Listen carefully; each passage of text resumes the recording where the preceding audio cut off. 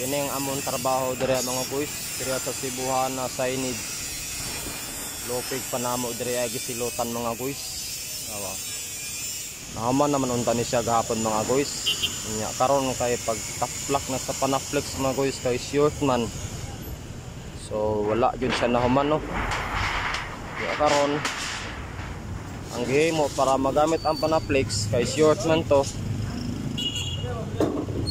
Sige, pagamihan ang signage mao ni karon mga guys. So, is kay nahuman na siya og wiring hapon, panaflex lang ko lang.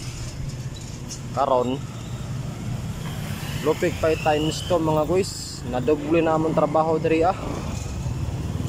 May palagi gibaguhan og signage kontra sa mag-repair. Wow. Napay nahimutangan nga grabe kaburikat ang mga wire diri mga guys oh. Nagkarat-karat ang mga wire, apiki kaayo among trabaho diri ah. Lopig palagi namo diri gisulutan mga guys. Tanawa among driver ning saka na. Nintirada na among driver diri mga guys.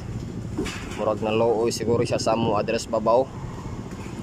Karon na pud siya ni saka hapon mga guys. Kapa na siya.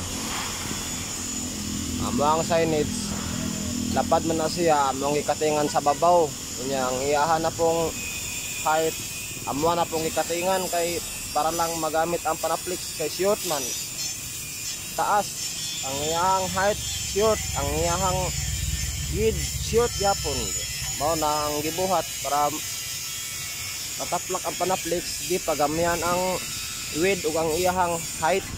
So amo ni karon na doble-doble ang trabaho diri mga guys.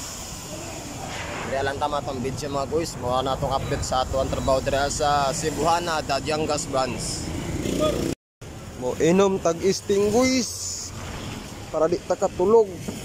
Kaya wala tay tulog sukad gabi ino street. Mo nang mainom tag sting para di ta